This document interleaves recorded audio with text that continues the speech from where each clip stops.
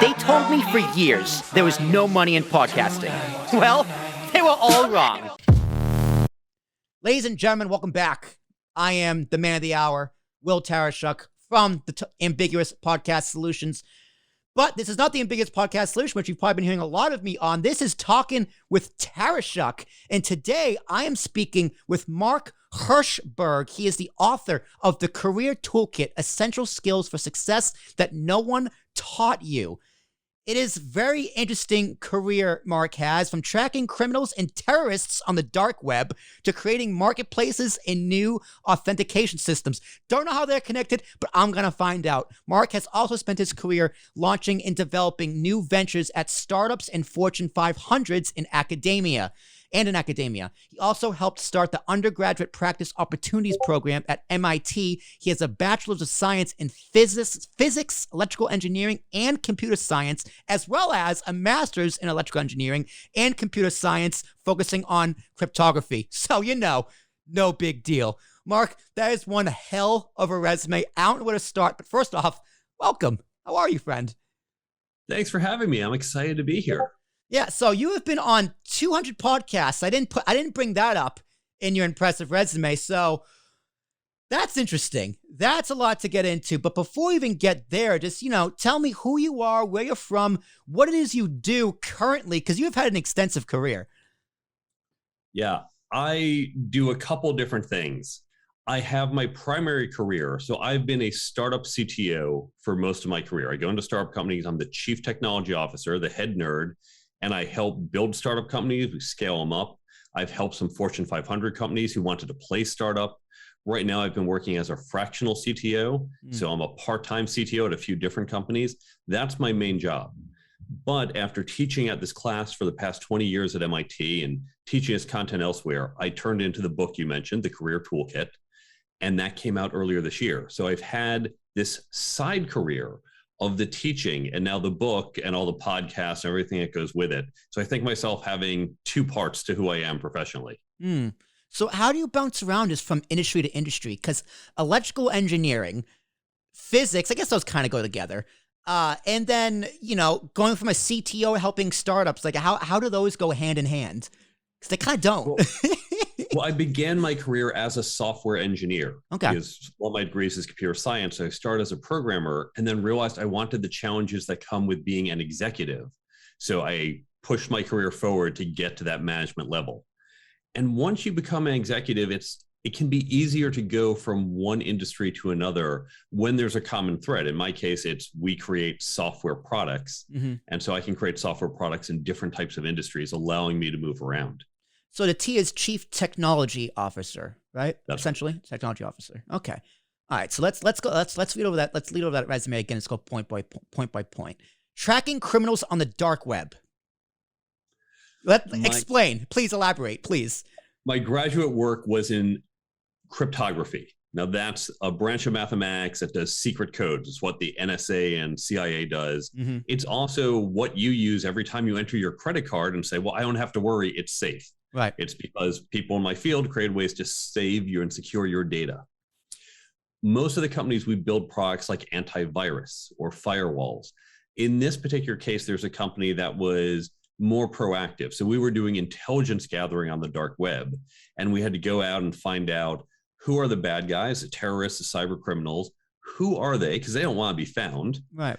What are they trying to do? When, where, how are they doing this? And we would do that intelligence gathering and then take that data and sell it to companies and government organizations. I'm sure you made a lot of money selling that stuff to government. Government certainly. Government always pays. They write big checks. They yeah. That's the thing about government contracts. They always pay. So is this more like Silk Road or more cyber crimes? Because Silk Road was essentially just Amazon without limits. Well, it's all of the above, because if on Silk Road, they are selling credit cards, if they are selling human trafficking, that wasn't one of our bigger areas, but there are illegal things being sold online. There are people gathering to plan illegal activities online. So we would just get any and all information we could find, package it up in different ways so that our customers could use it to better prepare their defenses or for government agencies, some offensive capabilities. So did you ever work directly in government, or is this all privately funded? I have never been directly employed by the government, although the government has funded certain research I've done while at university and other employers. Yeah, it's the difference of working with the government and working for the government. Like, the government doesn't pay you to work for them. The government's paying you for a service. Exactly. Right. Less red tape that Yeah, way. no, that's very important to distinguish. Yeah, I'm sure we could do a lot on the dark web. So, like, because the dark web, even like, scammers, hackers, they're always 5 steps ahead, no matter what you do. Like, when LimeWire was on the way of going down, the Pirate Bay was already up 3 months prior. So, like, how do you keep up with online criminals? Because it's very, very hard, and they're very, very smart. Well, the way to think about it is you have your life where you're running a podcast or helping with others. You go out to dinner with friends, you do other things. Worrying about your online privacy, worrying about your home safety, that is, let's say, 1% of your time. But for a criminal, that's their full-time job. How do I break into your house? How do I get your online information? So they're spending a lot more resources on it, their own resources, than you are. Now, thankfully, there are tools put out. There are locks for your door. There are alarm companies. And of course, we have digital versions of that as well from companies who recognize you don't want to spend a lot of time on it. So they try to automate as much as they can for you. But it is a cat and mouse game. The criminals are always saying, okay, what can we do next? And then the defensive companies say, what are the criminals doing? How do we respond to that? And it's just constant cat and mouse. What did you think of the I know we're recording this November 1st, but what did you think of that Facebook, when their servers just went down about earlier in October, when like for 5 hours, just the whole day was just gone? Like, what do you make of that? Because, I heard the story that, their servers are so secure that there's like one person who has a physical key to get into the server room. And the reason they were down for so long is because they couldn't get into the building with all the servers, all the rooms. And they didn't have the guy's phone number because Facebook requires the employees to contact each other through Messenger. So no one had his physical phone number to call the guy and say, hey, come open the door and so we can fix the servers. So he probably found out what was happening on the news. Like, from like a cybersecurity, what were your thoughts? 'Cause that's probably just a nightmare. Or are you sitting back going, ha, yes, my time to shine? Well, it was an operational failure on their point. At least from what I've read, it wasn't some hacker got in. To your point, that's like saying, well, we only have one key. Well, what happens if you lose the key? Yeah. Right? What happens if the guy who has the key is on vacation and now you break into his house? It's important whenever you're working on your own plans, your own defense at your company, you actually run through this. Remember, as kids, we used to do fire drills. Right? The teachers say, okay, kids, we're going to hear the fire alarm. Let's all practice lining up. And this way, when you did hear a fire alarm, I've certainly heard them as an adult, I didn't run for the exits. I knew not to, I could walk calmly. I didn't get into the elevator. I took the stairs. We know what to do. We've practiced this. Right. And companies who have the capacity will practice, we call them fire drills, but could be, let's pretend a server crashed. Let's pretend there was a breach. Clearly, they never practiced this, or they would have realized there's only one key, and we can't get to the key under this circumstance. Yeah. So I think they learned a lot from that, and will hopefully update their practices. That's a very good point. It's a very good lesson to take away with cybersecurity, or any type of security for that matter. You prepare for so long to say, okay, what can we do to make sure this never happens, that you forget to prepare for what happens when it does. Right? And that's pretty much what happened. I think a lot of companies run into that issue because, I'm listening right here as security, and, as APS grows and, we have more people on a platform, security is going to be an issue. Yeah. There's different things you can do. Famously, Netflix had something they created called Chaos Monkey. So Netflix created a service that would just crash servers arbitrarily, because Netflix is a 24/7 service. When I've run certain businesses, we know we're mostly 9 to 5. Yeah, maybe someone's on at 2 a.m., but if we had to take down our system at 2 a.m., okay, who cares? You put up like, hey, come back tomorrow, no one cares. Yeah. Netflix can't stop at 2 a.m. There's probably a lot of business happening at 2 a.m. So Netflix said, look, we just have to create such a robust system. We're going to actively just be messing with our system just a little bit. And you should be able to build systems that are self-healing, systems that can immediately respond. And if it can't handle the small chaos that we throw in, then we know we're in trouble for big chaos later. So they took a different approach. A lot of companies will do what's called tabletop exercises. Let's all sit around and practice. Those who are fans of Parks and Rec, there was an episode where they said, okay, we're going to pretend the town has some type of earthquake or flood, and got everyone together and say, okay, 911, what do you do? And EMS, how are you going to respond? And let's practice. In fact, there was a grocery store, I think it was Hebe, a Texas grocery store, HEB. They ran some type of tabletop simulation in January of 2020 for a pandemic, because they said, hey, there's rumors of this pandemic. Let's just play this out.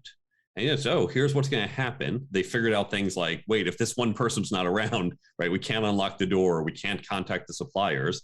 Let's make sure we have redundancy, because what if that person gets sick? And so they figured all this out and how we prepared for it. And they actually had this is going to sound terrible, a great pandemic, right? They were able to be very responsive. They met their customers' needs because they did that practice. And so I recommend, it's not something you can do as a small business and maybe 4 or 5 people where everything's really tight, but as your business grows, practice a few things. What happens if our website goes down? What happens if suddenly we lose our biggest client or something else happens? How do we respond? Because then it's like the fire alarm gets pulled and you say, I've done this before. I know to walk calmly and not panic. Yeah, and servers and server space and server quality and server security for any business is so important. I'm going to pick on Amazon a little bit here, or praise Amazon. There's people who know that AWS is a thing, but they don't realize that AWS controls like 1/3 of the internet or something crazy, like all their hosting. That number could be way off. Fact check me. But, that's where they make the bulk of their money. So, but you see like a company like Facebook or Netflix. I think Amazon hosts Netflix. I could be wrong there too, but I think Facebook. I believe they do. Facebook has their own server environment. Yes. So for startups or any business, because AWS it's a great web service. And I think IBM's another one. There is a few more out there like Google and whatnot, but AWS is the big one. Now, do you advise certain types of companies to stick with AWS because they're reliable, or would you be like, hey, as you grow, it might be smart to go towards your own server environment? What are the kind of challenges of going down that road? Do not get your own server environment. I have managed teams where we've had hundreds of people. We've had large numbers of servers, probably more than most of your audience will. I don't say that out of ego or arrogance. I'm a tech guy working at tech companies. This is what we do. There's a reason I use Amazon or Microsoft's version Azure or Google's Google Cloud Compute. Mm-hmm. They do things that I just don't want to deal with. Right? The fact that a hard drive fails somewhere, I remember 20 some years ago, I'd have servers, and if a hard drive failed, someone had to go out and replace the hard drive. And hopefully I had enough redundancy that if the hard drive failed, it wouldn't take things down. I never worry about a hard drive failing. I'm sure they do right now. Right now on my servers, a hard drive is failing, but I have no idea because Amazon has enough redundancy and Amazon has someone in that server room saying, oh, look, a failed hard drive, let me swap it out. And none of us know about it, and none of us have to care about it. So absolutely use some type of cloud service, whether a big one, Amazon, Microsoft, Google, or one of the smaller ones like, was it DreamHost? There's one with drops. It's like an ocean, DigitalOcean, I think is a smaller one. I forget who the smaller ones are, but big ones, small ones. I couldn't tell you, who's best for your needs, but right. Use them. Don't reinvent the wheel. No, that's a very good point. I mean, but then again, especially for like a media company, I'm going to use AWS Example again because I'm trying to convince you to convince me not to go to our own server environment, where we want to completely own everything we do. I mean, literally everything. We don't want to be at the whims of an AWS. And yeah, we use AWS right now to host our media for this. Like this podcast, this audio file is being hosted on an AWS server. It's being built into our RSS feed. Obviously, because, if say it took off, and we got like this one podcast got 1 million, 2 million downloads, we couldn't afford to literally host the audio. Like that's just a big fat bill. When you own your own server environment, or say like we say something Amazon doesn't like, Amazon can just cut that cord, like you saw with Rumble. I think it was Rumble, like whatever that right wing platform was that was being hosted in AWS. They just cut the cord. So it's like, yeah, like we at APS want to do everything independent. Like we distribute our own feeds, we create our own content. Like we do everything that we own. We want to own literally everything. And a server, it's just like it's like literally your backbone. Yes, it's more work, but if you're partnering with someone who knows what they're doing, you know, that's a big help. And it's just, but if you're not, yeah, I highly suggest AWS. At least when you're starting out, when you get too big, I think then's a good time to move over. Correct. Let me ask you, are you planning to build your own microphones? Are you One planning day to write your own audio software? Yes, one day, yes, 100%. Audio software, definitely, yes. The reality is you have a certain competitive advantage. Your competitive advantage is not your microphone. No one's saying, ooh, I'm listening to this podcast because he has this amazing microphone no one else has, and that's why I listen to this podcast. Right. That's not your competitive advantage, right? So your competitive advantage is the great content you have. It's the fact that you can help people produce their own podcasts very quickly, efficiently, at low cost. That's your competitive advantage. The microphone doesn't really change that. The studio that you might record from, you might be recording from home, but if you rent a studio, a bad studio is going to ruin it, but a good studio isn't going to suddenly, alter that, right? The best you can do is the studio is just as good as others. So every business you ask, what's your competitive advantage? What's the thing you do that's better or unique or different than your competitors? And for most companies out there, the servers that you have, whether they're at Amazon or your own system or at Microsoft, that's not your competitive advantage. So what you want to do, use one of these cloud services. As you get bigger, if you really get that big, first you can negotiate with them. If you're starting to be spending tens of thousands of dollars a month, hundreds of thousands a month, they'll negotiate prices. They're quite happy to do that. You can also leave at any time. They don't keep your data and say, we're cutting you off, but we keep all your data. It's yours. Right. So you, of course, would keep local backups. And you can say, you know what, we're going to switch and go to Google or Microsoft or build our own. But here's the thing that's really hard to do on your own. It used to be I had to figure out my server capacity. Okay, I think we need 10 servers. I'm going to order 10 servers, and they're going to take a couple of weeks to show up. I have to set them up. And if I think I'm going to need 20 servers, I have to figure out when I'm going to need that, and I have to buy them. If I buy them too late, now I'm not serving the needs of my customers, right? My server is too slow. If I buy them too early, I have a bunch of servers sitting around. I wasted money I don't need. With Amazon or any of these services, I can literally say, you know what? I need more capacity. And literally 3 minutes later, I've doubled the number of servers I have. Yeah. Maybe I just need it for a certain day and I turn it back off. If I want to build a test environment, I can literally create the same test environment, but turn it on just for a few hours, test it, turn it off. If I need the same test environment and I'm doing my own system, I buy 20 servers for production, 20 more that sit there only for testing that I otherwise don't use. So there's a lot of overhead and effort that you don't have to deal with when you go to the cloud. Yeah, Amazon definitely saves you a lot of headaches. Like I got a friend who works with AWS specifically. Also, my cousin actually works with AWS specifically, and it really is. It's a phenomenal product. I couldn't praise AWS enough. So we could probably go on and on and on about servers and tech, but there's some people going, okay, let's move on already because it gets really nerdy and really geeky. So I want to talk more about startups and working with startups. What exactly do you do with startups? It says launching and developing new ventures at startups and Fortune 500s and in academia. So what exactly is it you do? Is it more on the tech side? Is it more of creative development? Like, elaborate. It's a lot of different things. So that's good. My core is I help to define what the products are. This is what we need to build, whether it's we need more buttons, we need more features, or, well, we're serving this market segment, but here's a way we can serve a different market segment. Here's how we can expand our product offering. I oversee the construction and support of that with all the engineers, the data science piece. So product engineering and data science, that's my core. I'm usually the de facto HR person because at these startups, we don't have an HR person. I'm doing all the hiring. So I create our hiring processes. I'm hiring up for my teams. And then it usually just falls to me to do the things like culture building and the development of the company, like individual professional development. That usually all falls on me as well. At some companies, I help with the financial modeling. I help with fundraising. I've done a lot of marketing, so I've helped with the marketing piece. Some companies, I'm the guy who flies out and says, we're going to open an office here. And so I'm running around looking for office space. Right. Involved with partnerships.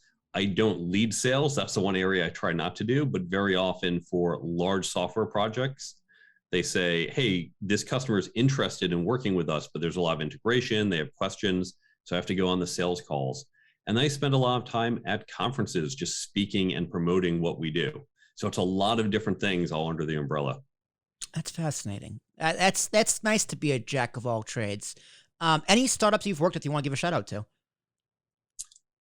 Most of them people would not have heard of, so I'll just I won't waste people's time with Oh, that's why you you shout them out, man. It's okay. If you don't want to, that's fine too. You can look at my LinkedIn profile and see what I've done, but it's fine. Okay. All right.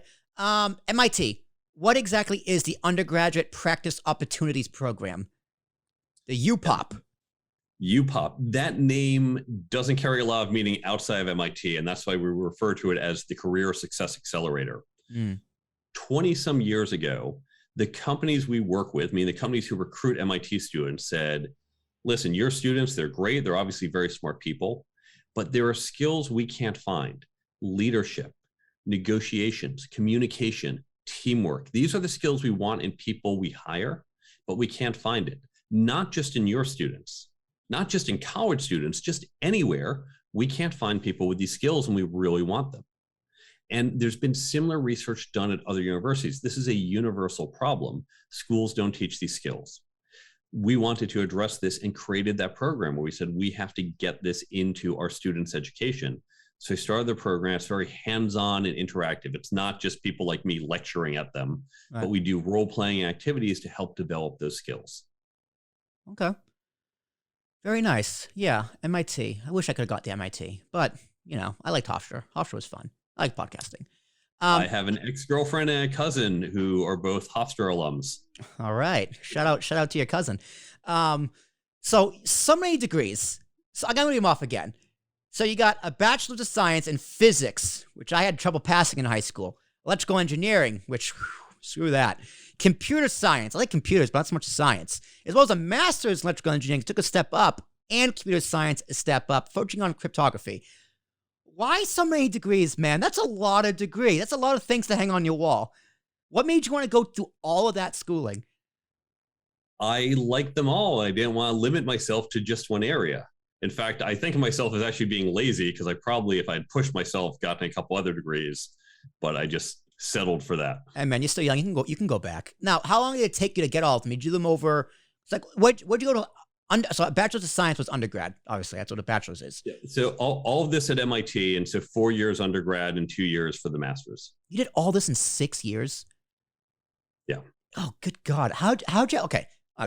How did you have the discipline to do that in your early 20s? Because I remember my early 20s. I'm in my mid-20s now. I'm disciplined at 26. I keep myself on a hard line, but man, I'm not disciplined to get like 5 degrees in 6 years. I couldn't. How?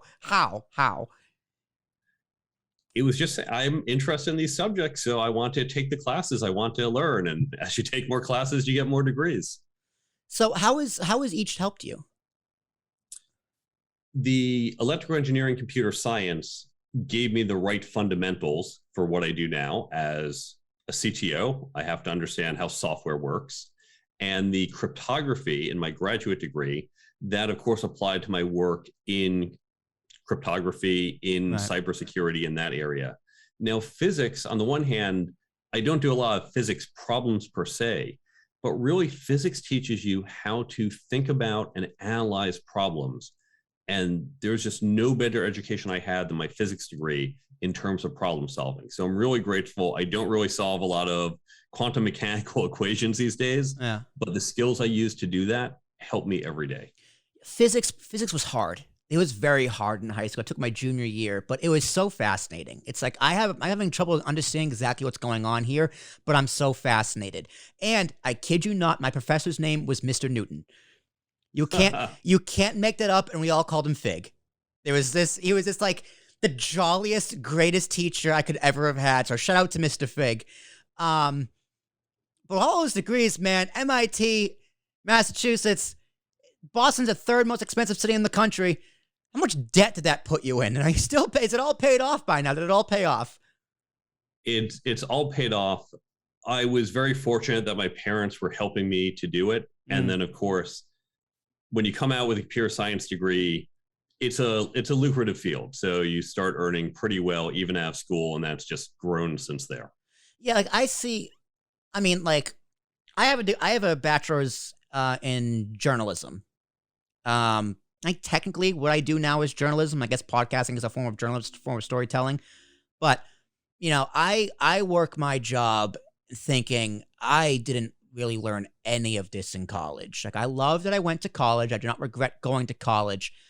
But there's some things in this world that I truly believe you do not need to go to college for. Journalism's borderline for me, depending where you're going, what you learn. But everything you went for, yeah, you need college for each and every single one of those things. Now, what's your take on the college degree and the current state of the country being everyone needs to go to college? Absolutely not. I think we overemphasize college. Agreed. In too many cases. Now, that said, I'd like to see more people go to college, right? So that sounds conflicting. What do I mean by this? There are some things that you get in a college education, which honestly, it should be at the high school level, but we've watered that down so much. Mm-hmm. There are basic skills we need. If you can't do math, if you don't understand concepts like compound interest, well, then how can you possibly be an informed voter? How can you understand, as we talk about economic policy and tax policy, is this going to pay off in the long run, or is this adding to debt without the benefits? If you can't do that math, it's hard to be an active participant in our society. Yeah. Understanding history, understanding the patterns of history and what we're going through and what we can learn to not repeat mistakes. Those are things you get at the college level. I'd like to see more of that happen. But where I think we go wrong, we'd say to too many people, you need to go to college. This is how you get into middle class. This is how you stay there. And we get there's a classic, the philosophy degree, where you wind up working at McDonald's because who hires philosophy majors? We have creative writing. We see a lot of that. And it's a wonderful skill, just like philosophy, but there's just not a lot of demand for it.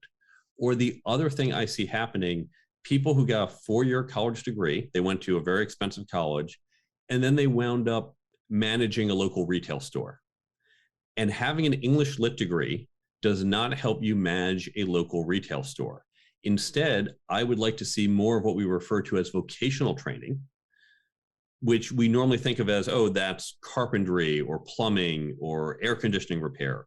But I'd like to see vocational degrees for running a retail store. We're going to teach you a little human resources, a little marketing, a little bit of inventory management, a little bit of accounting. These are the practical skills to do that job. Forget the Shakespeare, forget the foreign language. Let's just focus you on this. And I think that can be more cost effective. Yeah. I'll note, by the way, you said computer science. Most software engineers, I don't think you need to go to college if you want to get a software engineering job. You can do so with vocational training. What we have today out there is usually garbage, but as those improve, you can skip college and learn to be a programmer and get a job. Like the best teacher you can have is life experience. Luckily, my second job, a job I currently have outside of APS, I do live streaming. I do live streaming on Facebook, Twitter, YouTube, and sometimes LinkedIn. But, there is a learning curve. I never went into a professional broadcast studio to work in. Never learned that. Now, they hired me, rolled the dice on me, and trained me. Turns out I'm really good at it. It's really fun. But, I didn't go to college for that. But a college degree was a requirement for that. Now, I'm sitting here at my job, again, love it, it's a great job, saying, they could have hired me out of high school super cheap and just trained me on how to use this stuff and work your way up the ladder.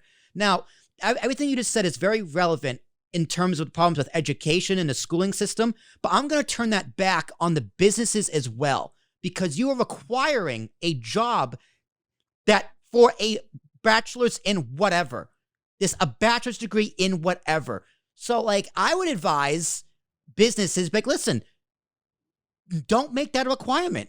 For like APS, if you know how to edit video and I can pay you, you're hired. I don't care if you went to college. What kind of content can you make? If you can sell stuff, you can sell my product. I don't care if you went to college. How much money can you make?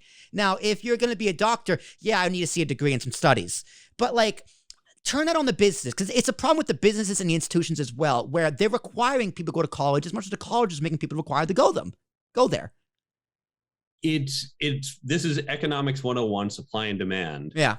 When we had a hirer's market, they could be picky. They could say, we have so many applicants, let's just set that bar. You have to have a college degree, and that's just going to weed out. And it's not that people who don't have a degree can't do it. In some cases, you're more likely to find someone capable with the degree. But to your point, I agree. A lot of jobs, you don't actually need that college degree. Thankfully, with what we're going through now, where it's a labor-friendly market, right, where there's a lot more demand for labor than availability, I think we're going to see businesses, they're looking, how can we get more flexible, and dropping that college degree requirement is going to be a lot more common going forward.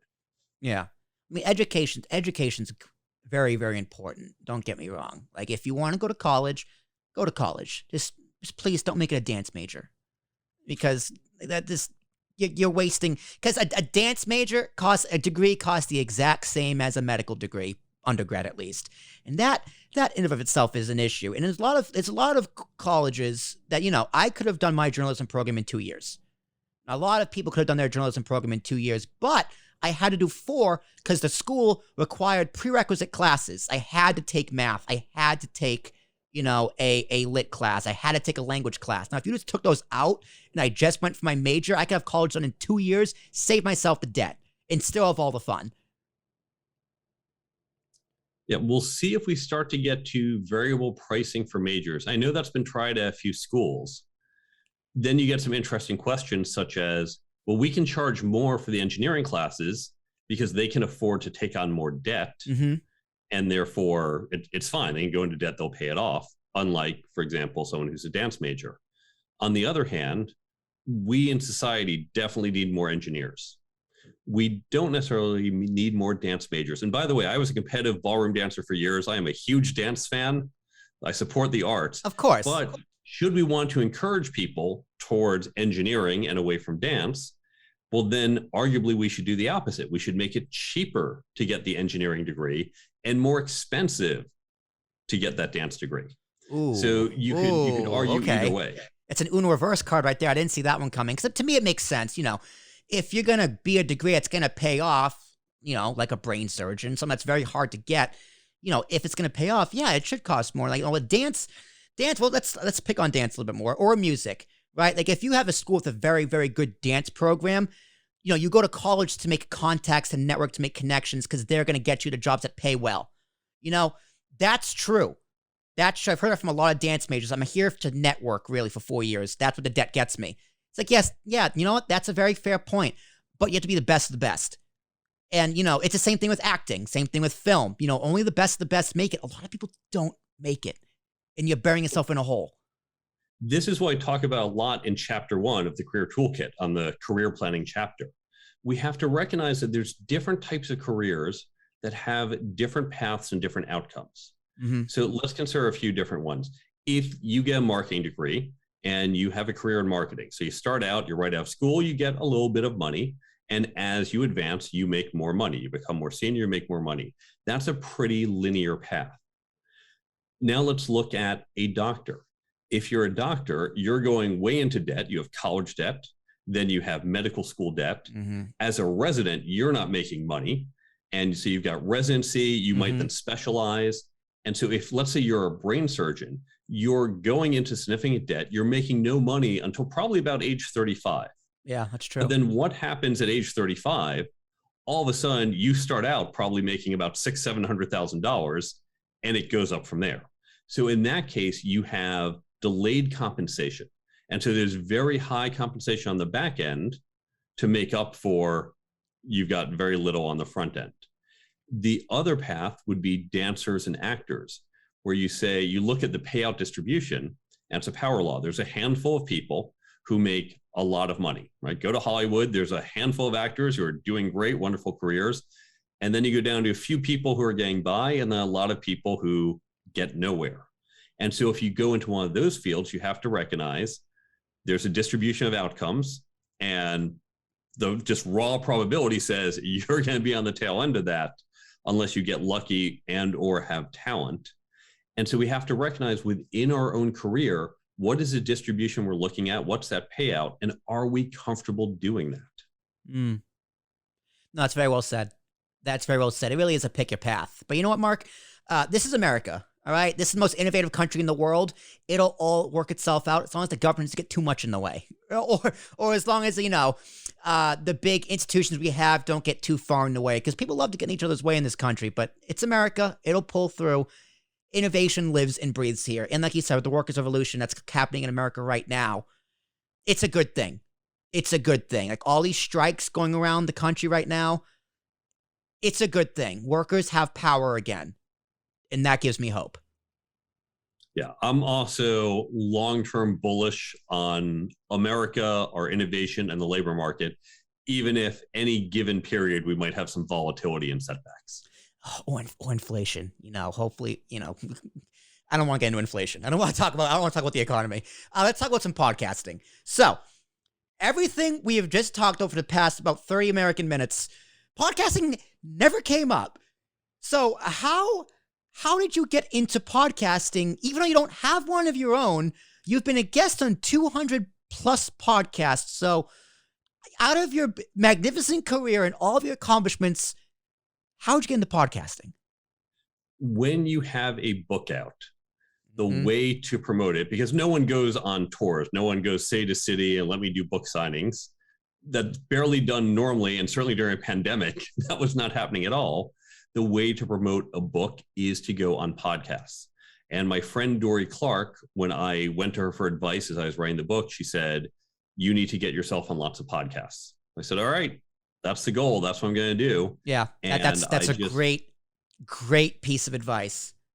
Yeah, anyone who has a book or a record, if you're an artist, or something new, you want to get the word out, podcasts are the best way to do it because you're hitting a targeted market with a relevant message.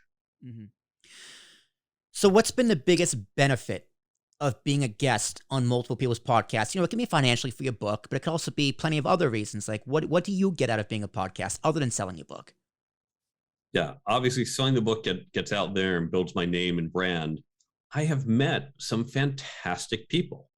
The people who do podcasts are usually the more interesting people. They have the podcast for a reason. Mm-hmm. They're interested in the topic. They're excited and engaged in that topic. And you get to meet these people. So whatever you do, whatever your field is, when you talk to podcasters in the field, you're going to meet some great people in your field. You're going to expand your network. You're going to create friendships. You're going to meet really interesting, fascinating people. So I got to ask you, man, why not start your own podcast? All right, great question. We're going to reverse it to start because there's always, when you say why not do something, you need a reason to do something in the affirmative. Okay. So now as someone who gets people to get their podcast off the ground, please pitch me, right? Here's why you should do a podcast. And then I'll talk about why I don't think those reasons necessarily apply, or I will say, sign me up and let's do a podcast. I mean, a podcast is a voice for your brand or business. A podcast is a personal expression. So let's start the question. What is a podcast? A podcast is a personally oriented discussion centered around select topics, right? That's Will Tarashuk original. You can take it.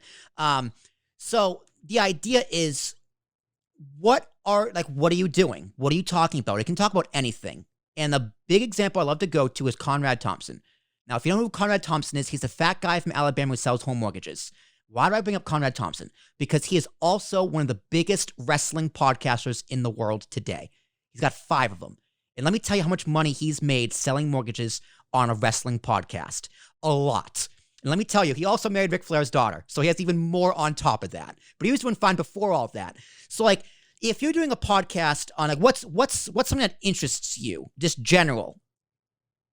Me personally. You personally. The topics of my book, professional development. Okay. So let's say, do a solo show on this, whatever you would give away for free. That's a podcast. Like if I'm talking to someone who does sales, right? They're selling life insurance and they want to have a meeting with me. What would you tell that person for free?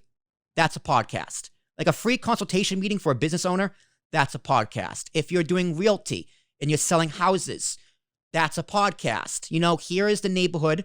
Here's some stats in the neighborhood. Here's some crime rates in the neighborhood. Here's the school districts in the neighborhood. Here's how they rank compared to other neighborhoods. Here's the price of the house. You know, that stuff you would give away for free. That's a podcast. You know, as soon as the house is off the market, you put a little note on the end of the podcast, like a solo episode. This house is off the market. You know, check out my other stuff. Right? So it is a tool. A podcast is a tool to sell whatever it is you have to offer. Or it's just a means to have fun. Like you're very easy to talk to. We can kind of delve off, but I know you're going to bring it right back to where I need you to go. You can almost say exactly what I'm going to say before I say it. I've only known you for 45 minutes. So a podcast can bring great value to you because 1, you have something to say, 2, you're interesting, and 3, you have something to sell. Why not have a podcast? And remind me, what do I have to sell? Well, you got your book, and you also got, you know, you have this story of working with startups, so you could even target startups. Like, hey, I'm a startup. You could invite me on your podcast and go, okay, you're a startup. Tell me about your business. What are you looking for? You know, and you can pitch some ideas like on the podcast, and after the podcast, you go, hey, man, you know, check out my website. Here's what I have to offer. You know, fill this out, and maybe we can work together. If you can, great. If you don't, thanks for the content. It's been great talking to you. Right? You know, you have plenty of things to offer people. So you hit the nail on the head. And I think the advice is great for anyone out there listening saying, hey, there's something I sell, a product or a service, and I want to reach a large customer base by selling this. Podcast is something you should consider. The reason I don't is I don't have as much to sell as most people in my position do. So someone like me normally says, well, I have a book, and then I'm going to consult. I'm going to be a consultant and offer this service. Now, the secret to publishing is that no one makes money on books. When you do the math, like Stephen King, J.K. Rowling, sure. But most of us, we're not making money from books. The way you make money when you have a book, particularly a business book like mine, is either you make money consulting based on the book or speaking. So I only have one thing to sell, the book. I do not actually consult on the topic in my book. It's not a lot of people, oh, I'll be an HR consultant. I'll help your company figure it out. That's not what I do. In fact, I give away a lot of free content on my website, how your company can do it yourself. You don't need me. You don't need to hire me. Go do it yourself for free. So I don't have that to sell. What I basically do is either full-time as a CTO at a startup company. So there's usually one other than right now, we're doing the fractional work because I've been promoting the book. I'm with one company full-time, so I'm not selling my time. Or I do the speaking engagements. So now where the podcast would make sense, if I said, hey, hire me as a consultant and get to know me. Because then if you want to hire me, if you want to pay me thousands of dollars as a consultant, you have to build up that trust. How do I know I can trust Mark? Convincing you to spend 20 some dollars on a book. Okay, that's not too hard. You listen to me for a bit and you say, yeah, you know, I'll invest $20. He seems like he knows what he's talking about. Mm-hmm. So for selling the book, going on other podcasts where I hit different audiences gets me that wide network. If I have my own, they say, okay, this Mark guy, he's interesting. Let me come back. Let me listen to him. Okay, he's interesting. I'll give him the $20 for the book. But then there's nothing more for me to sell them because they're not hiring me as a CTO. Right. And the speaking, now I do get hired as a speaker. That's typically done by executives or HR or conference organizers. But that's a very tiny targeted community. Most people out there listening to podcasts are not in a position to go spend 5 figures to hire someone like me to go speak at the event. So podcasting is probably not the most effective way to do that. So that's why I don't have a podcast. I think you're right that most people, when you have a service, so if you are a consultant, if you have a small business, that podcast is going to be a great way to build your brand, market your business. I recommend it. If you're mostly an employee, even an executive in my case, it may not be as appropriate for your business. You might do it because it's fun. Mm-hmm. You might do it for your personal brand. And you could argue maybe if I'm a CTO, I should be doing a tech podcast and get known as this brilliant tech expert. So people always want to hire me as a CTO. But I'm less excited to talk about that on a podcast. Yeah. Okay. Let me ask you this then. Do you have an audience? A little bit. I just started producing content fairly recently. I started blogging just because I said, yeah, I got to start putting out regular content. I have my social media posts. I'll post every time I do a podcast. I'll post now with the blog content I have. So I'll post about things going on. Yeah. But I started producing regular content as the blog. And I do recognize I could just read my blog and that becomes a podcast episode. I tell people all the time, literally anything can be a podcast because the P stands for personal. It's whatever you want it to be. But I ask you if you have an audience because, if you already have an audience, then, people are going to listen to it. That attracts advertisers, right? That's another thing. A podcast can be another source of income for yourself. However, if you answer the question very little, you know what, man? I think you're 100% right. In terms of you as a person, as a brand, and as a professional, you don't see the ROI in it. And as someone who would love to work with you and would love to have you on APS, I don't see the ROI for you in it either. So I'm telling you honestly, I think you're making the right decision in not starting a podcast. However, if that audience starts to grow, keep it available. Because then if you have an audience, then it's not what are you selling. It's what can others sell them. Right. And I agree completely. If I build an audience and I have some way that I'm interested in monetizing, and we use this broadly, I don't mean to think of the audience. No podcasters like, oh, look, there's little cash cows, right? But I have an audience. It's a plus. What things of value can I provide to the audience and how can that create revenue for me to continue to do the podcast? Yeah. Then yes, it makes sense. And it might be true that in the future, as I build up my name, because well, granted, there are tens of thousands of people who know who I am prior to the book because I would speak at conferences. I've been teaching at universities. Lots of people knew who I was. I wasn't adding them as followers. I wasn't getting people to follow me around. Right. So now I'm, for the first time as an author, building that audience, that direct audience says, I am paying attention to what Mark's doing. And it is a double-edged sword where, a podcast is a great way to also build an audience. But man, you know what? That's a very good answer. You've probably answered that question a lot and you were prepared. And I tip my hat to you for why you don't have a podcast. So you also talk about the do's and don'ts of being a guest, which I think we're going to have some different philosophies on, which is a lot of fun. But, I've seen a lot of, the do's and don'ts of being a host. You threw another Uno reverse card in there. Not so much advice on how to be a good guest. So how did this come about where, I got to teach people how to be a proper guest? And by the way, I'm happy to throw in some tips as well of mistakes I have seen, my big pet peeves of podcast hosts. But to be a good guest, if you want to be a guest on someone else's podcast, and by the way, if you're going to be a podcast host, a great way to grow your audience is to go on other podcasts, right? You have each other on your shows. Yeah. So you're going to be a guest as well. If you're going to be a guest, step one, remember, your job is to make sure you're delivering value to the audience. It's not there to sell things, right? We briefly mentioned my book, but you haven't heard me say, buy the book, buy the book, buy the book. I am here to make this interesting and valuable to the audience. And if you want to buy my book, great. If you don't, that's okay. Yep. So first, focus on the audience and value.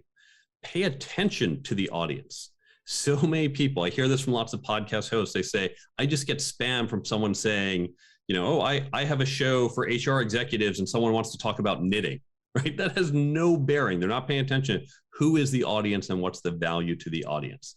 So when you reach out, know who the audience is, do your research. And then when you pitch, you say, this is who I am. Here's my credibility. Here is why I think this will be valuable to your audience. And anything you can do to provide some proof. Now, you can also make things easier. I sent you a full media kit and interview kit. Yes. And let me touch upon that for a second, because media kits, that's a big one. That is a big one, because whenever I, put out in a Facebook group, like, hey, I'm looking for guests, the main thing I ask is just give me as much information on who you are and your podcast as possible. Like, something that's linked to your TikTok. I might look at it, I might not. But, the more information you can provide, the better. You know, you sent me a link to an article you have featured, and you sent me to other podcasts you've been on, your website, and like your LinkedIn or whatever.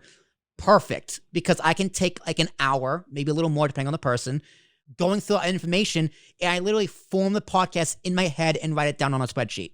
That's my process. So a media kit, so important. So important. Whenever you sell, so any salesman will tell you, you want to make the job as easy as possible for the customer to say yes. Questions they have, answer before they ask them. Concerns, address them before they're raised. You want to just open that path so all they can do is say yes. When you go on as a guest, I am selling myself to be on your show. Mm-hmm. Please put me on the show, and here is why. So if I just say, look, I'm a really interesting guy, have me on your show, if that was my email, I have to say, all right, well, why is Mark interesting? Now I got to go Google him. Now I got to look up his profile. Now I have to see, does he sound competent when I have him on the show? Will he freeze up on camera? What are we going to talk about? And I'm asking you to do all the work. A good salesperson says, I'm going to make it as easy as possible. I'm going to do the work for you. And that's what the media kit does. It says, here's answers to all your questions, or at least as many as I can think of.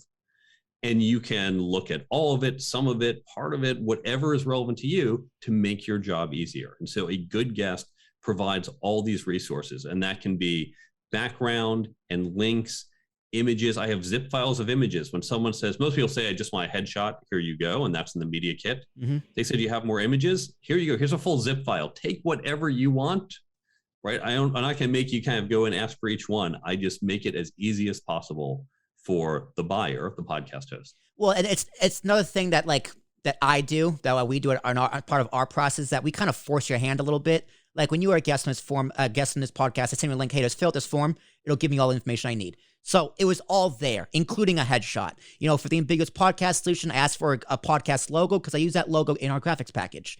You know, I put a little watermark of your logo on the bottom third. So it's like, you know, I'm asking for things to help me help you as well. And, you know, that's a great tool. The forms we do, so lifesaver. Because it's like, okay, you want to make it easier for me. At the same time, as a podcast host, I have to make it easier for you. And so many podcasts have that. I know I've got my copy paste answers because the questions are 90% the same from one podcast to next. It's basic information.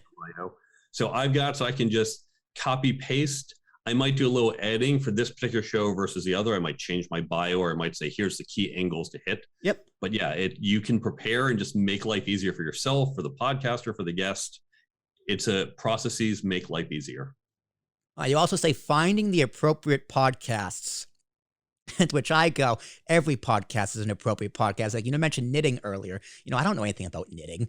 Not a thing. But if someone invited me on their knitting podcast, I'd probably ask them questions about knitting. So you say, don't just spray a message to anyone who will listen. Putting out careless messages by the dozen trying to land a spot will only damage your professional profile, not help it. So when you say careless messages by the dozens, do you mean your pitch to podcasters or you being a guest on the podcast?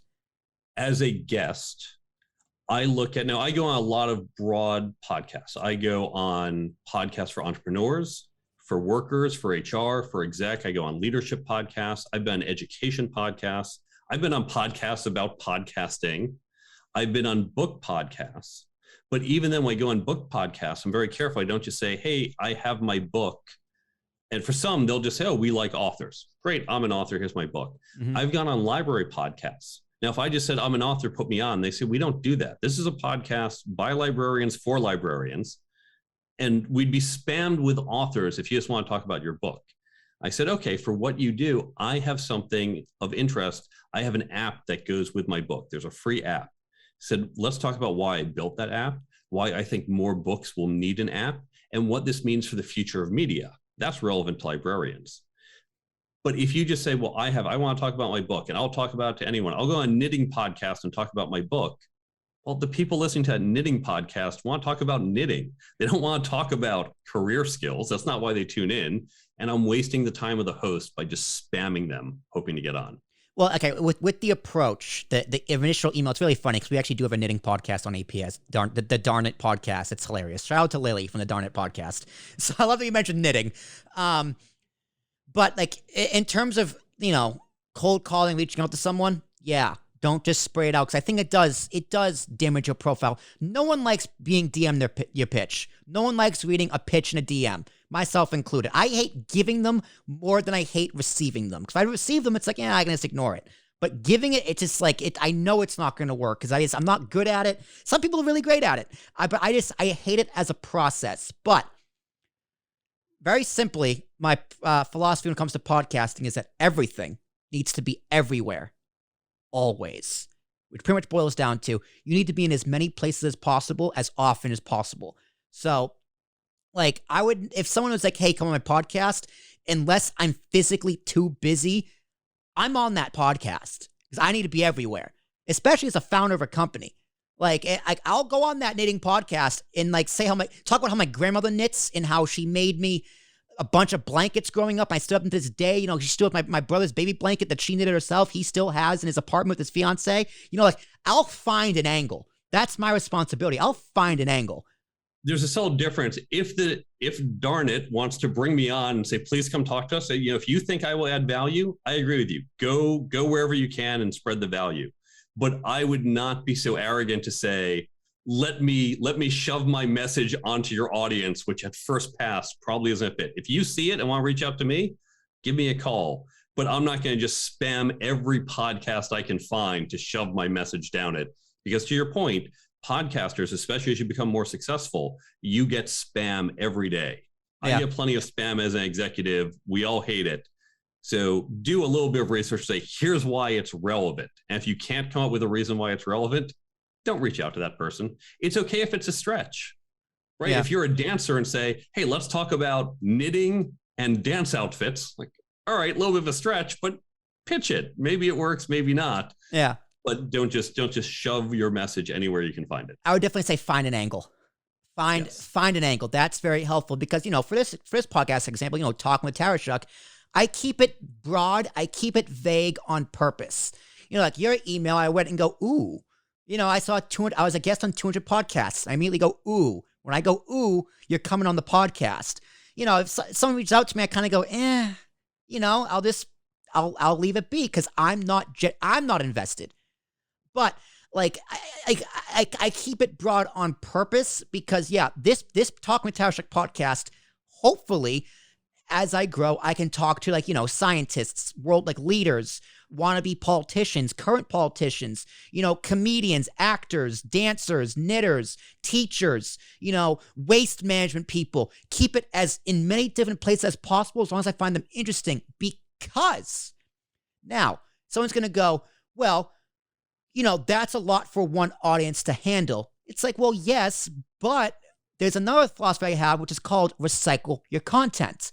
So if I do 40 podcasts over the next year or so with life coaches, I can take those life coaches and I can go talking life with Tarashuk, talking business with Tarashuk, talking baseball with Tarashuk, and I can release those specific episodes on a completely new RSS feed, and it becomes a playlist that I can then distribute out to all those different people, all those different platforms. So someone just goes, you know what, Will? I love when you talk to comedians, but there's too many UFC fighters in here, man.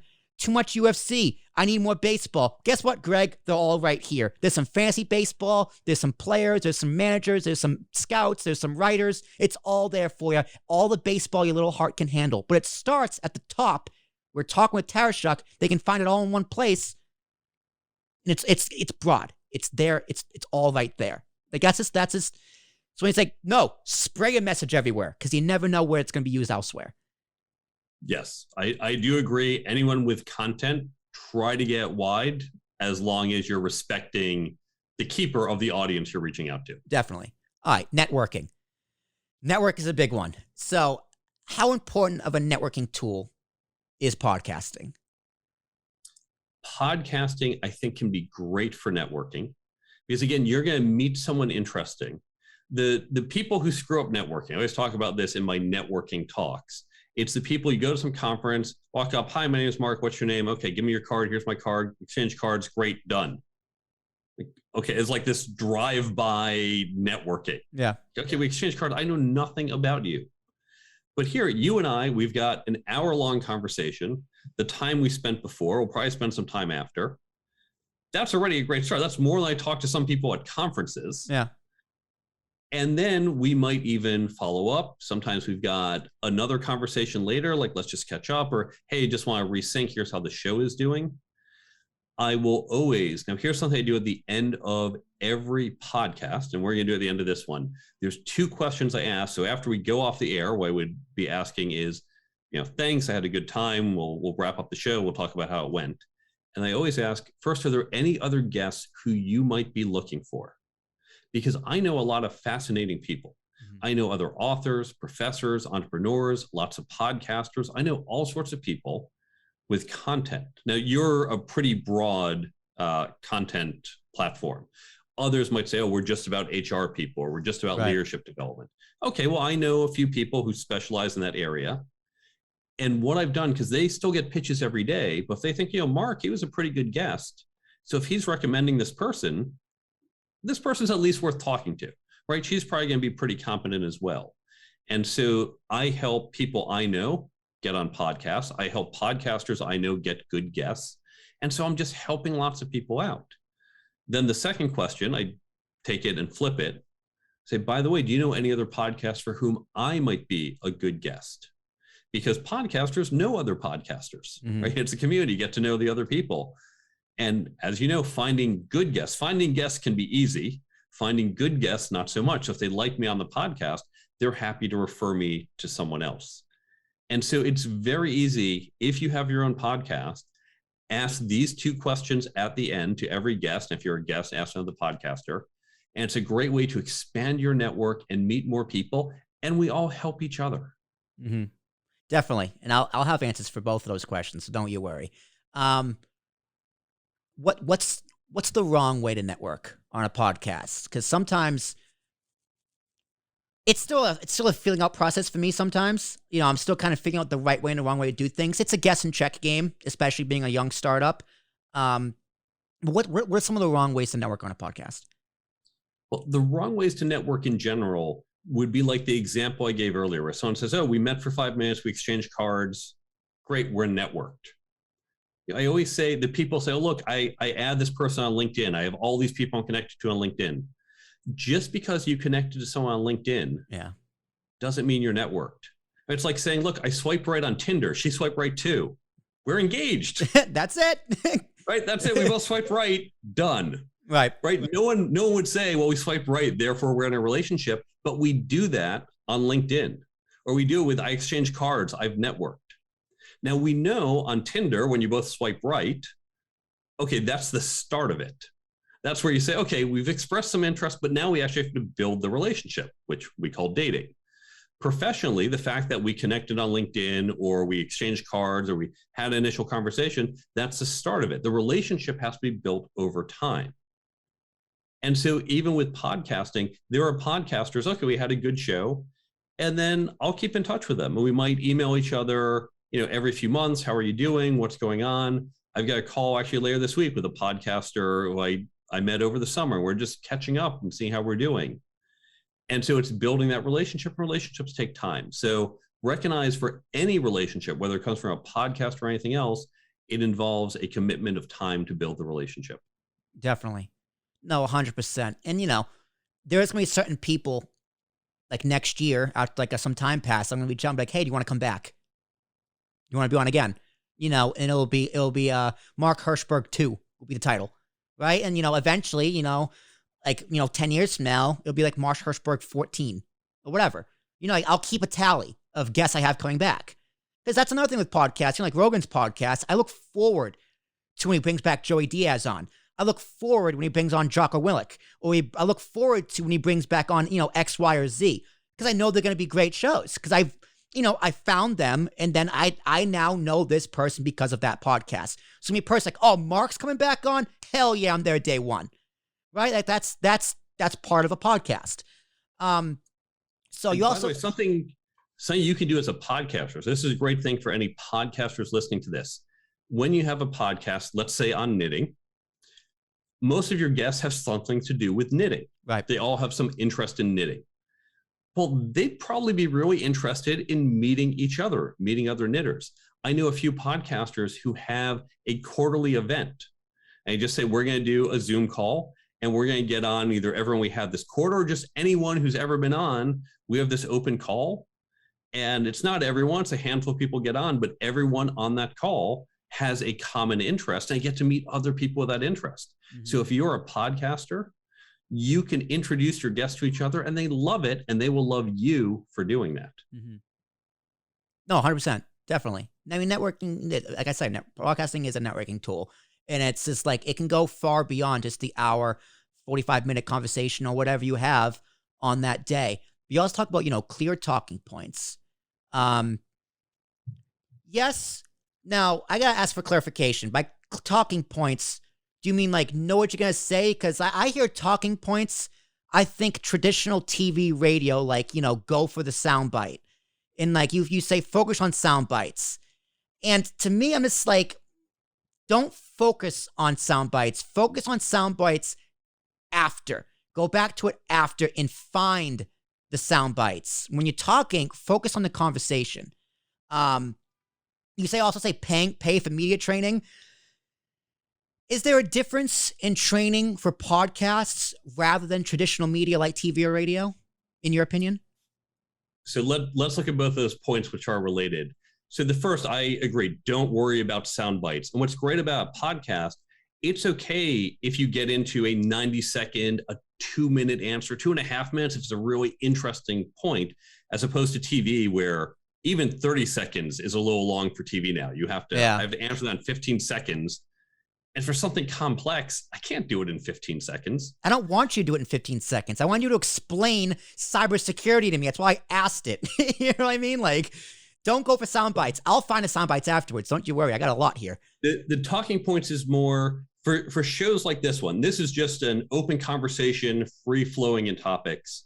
But there's a lot of them who say, we're an executive leadership podcast, and we want everyone to walk away with 3 takeaways. So what are your 3 takeaways? I've seen a lot of shows where they ask the guest, what are your key points? And if you don't have it, I'm not saying that's your soundbite, but the key point might be learn leadership from day one, encourage others to lead, and leading is an interactive experience. Maybe those are your 3 points. So, okay, that's the theme of the show. That's where they're going. Because some people like it very structured. This show, we're free flowing, right? We didn't know what we were going to talk about, and we're talking about this and that, and that's fine too, but there are different styles. If you have talking points and you have training and you're okay, what do you want to talk about? You want to talk more about knitting? No problem. Dance, I'm good with that. Right. AWS and cloud, hey, whatever. For others, they need to know where you're going and you need to know where they're going. So be prepared for it, but don't stick to it. To your second point, media training, that is just for people who are inexperienced, the people who really don't know how to speak, and it's it's painful to just listen to them. So if you're not used to speaking, if you get nervous, this is a conversation. This isn't necessarily public speaking, but some people feel, oh, I'm on stage. If you're not comfortable with that, getting some of that training, whether it's to eliminate things like ums, or whether it's just to have those clear, coherent points and not to ramble, because some people need help with that. Some people do need it. Yeah, there's some people where it's like, okay, cut the answer short. And as a host, I try to find my way in, kind of sneak myself back in there. But some people, man, I just wind them up and let them go. It all depends. And I don't know until we hit record which way it's going to turn most of the time. That's very good. That's a very good point. When it comes to the ums and uhs, I'll get this where it's just like, can you cut out the ums and uhs, like all of them? And I go, no, because people speak very naturally with ums and uhs. It's a very natural way to speak. However, to your point, if it's overkill, it's very hard to listen to.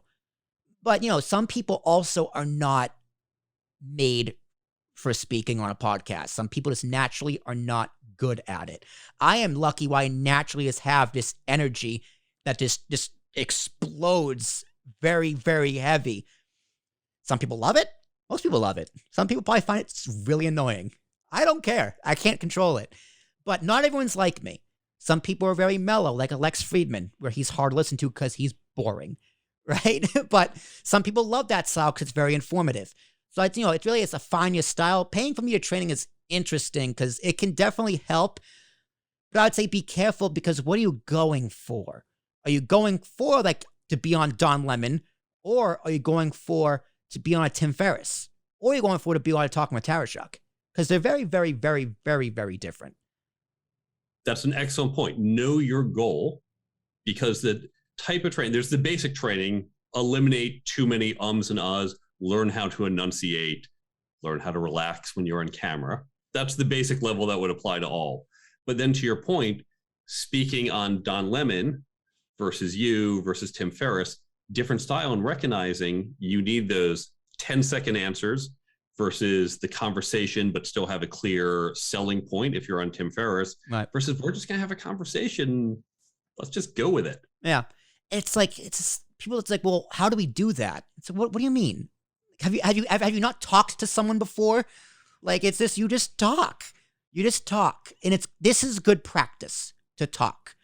Like, I call podcasting the purest form of communication.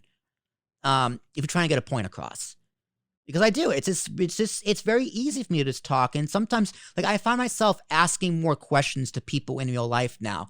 And sometimes I kind of snap out, like, well, you're at a football game, like at your friend's house. Don't treat it like a podcast. Just be normal. But I find myself asking people more questions. I find myself being more curious, which is fantastic. And that all comes from, I guess, clear talking points.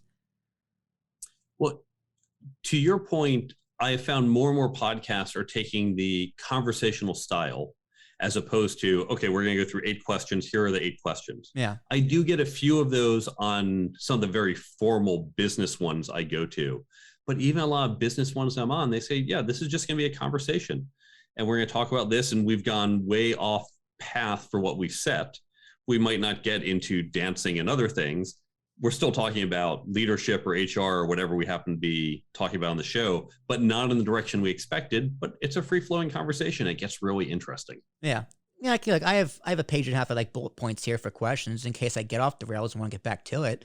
But that's it. That's really all I do. When I eventually do these in person, that's going to be interesting. Like, do I have these printed out and have them on a table? That's something I'm still trying to figure out because, I have 3 things open. I got an audition open. I got the document open, and I have the Zoom call open so I can actually see you all on one screen on my TV right there, which is reflected in my glasses, which really pisses me off. I gotta fix. It drives me crazy, the reflection of my glasses. You need to get the anti-glare screens. I think that might cut it down. Maybe. We'll see. I mean, I try to have as much lighting in here as possible too, but I'm looking at it, and what can I do? Get over it. I'm talking to myself right there. But one of your last points is buy a decent mic, and the key word there is decent, because I love that you said decent, because I love this microphone. It's my baby. But it took me 5 years till I was ready to buy it. Not because I couldn't afford it, because, this is a commitment. This mixer I'm using, the Rodecaster Pro, is a commitment. Buy a decent mic. If it's just going to be you, USB mic's fine. I recommend Blue Yeti. Go to our shop. You can buy one. We get help for that. Reach out to me. I can help you which mic you want to buy. Exactly. See? Blue Yeti. Magnificent, even though it's red. So, decent mic is phenomenal advice. Yeah. And it's funny. I talk to lots of podcasters, and there are some who are audiophiles. They talk about these $300, $500 mics, which I'm sure are fantastic. And maybe if you're a podcaster, it's worth doing that because you're doing who knows how many podcasts. Right. If you are going to be a guest, and you might be going on a dozen podcasts, to your point, a USB mic, first, you need an external mic. You can't use your laptop mic. Right. But getting that external mic, I'm not singing.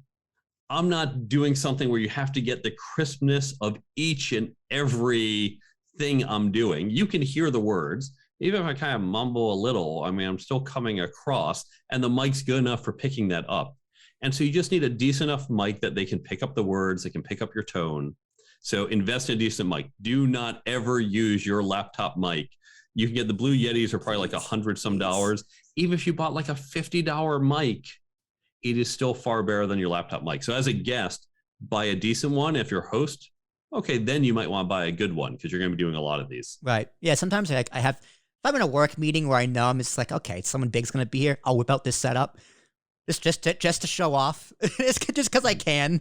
Just for no reason other than, this is what I got. Because otherwise, I can't find it. It's over there somewhere. I just have like a regular gaming headset just for work. Because, I don't need all this. This is just fun. All right. I think that's a good place to wrap it up. So how does this podcast compare with the other 200 you've been on? I was going to ask that after the fact. You know what? Screw it. I'll do it on there. You can be as brutally honest. Like, don't rank me, but how does Talking with Tarashuk, are there other podcasts? That's also what I'm curious in. Are there other podcasts like mine out there? This is probably one of the most open podcasts.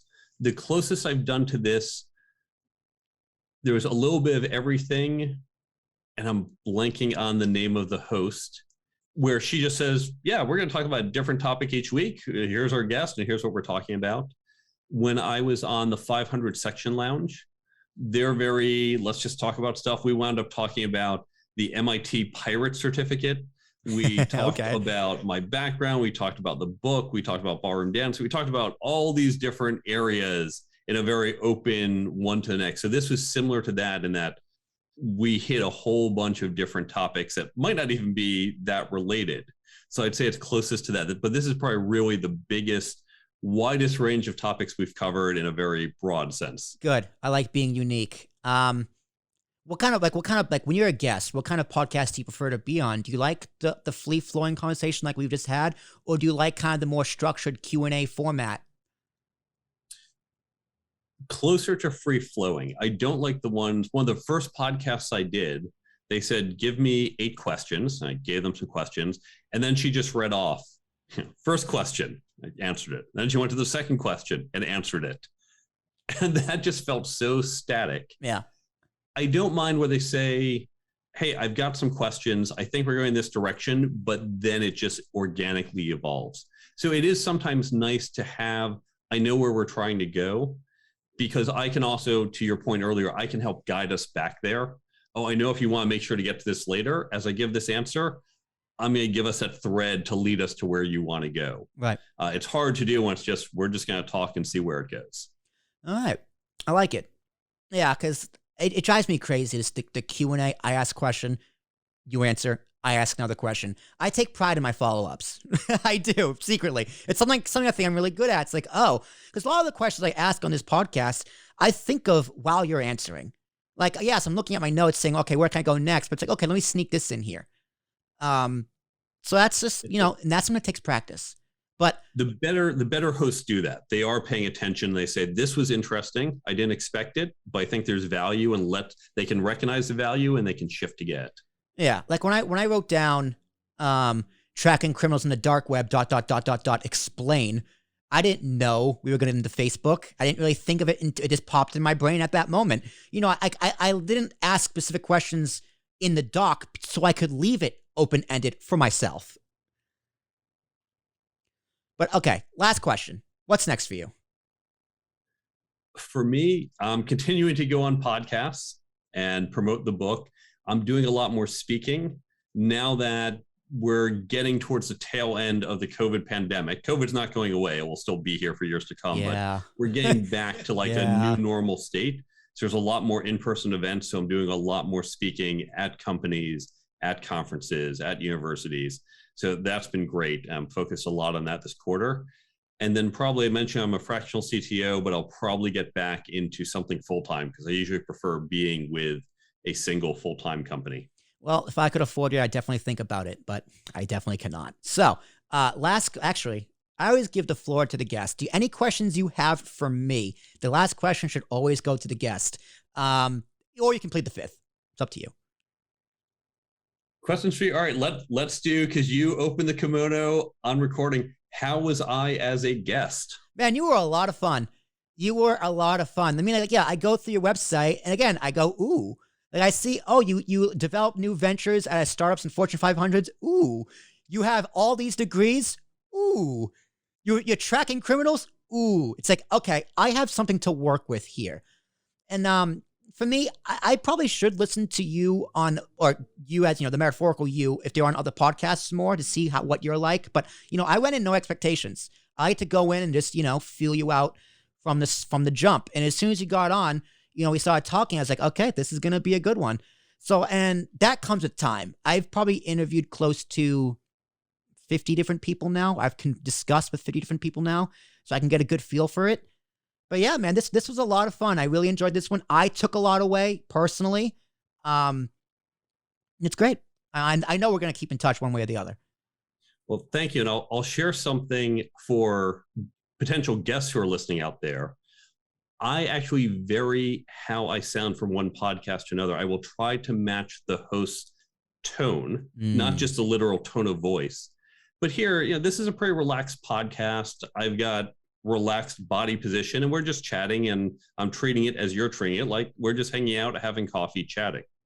If you hear me on certain other podcasts, some are like this, others, a lot of the more formal business ones, you're going to hear me with a much more professorial tone where I sound just a little more on stage, a little more focused in how I speak, in my diction, because I'm going to match that style for that particular podcast.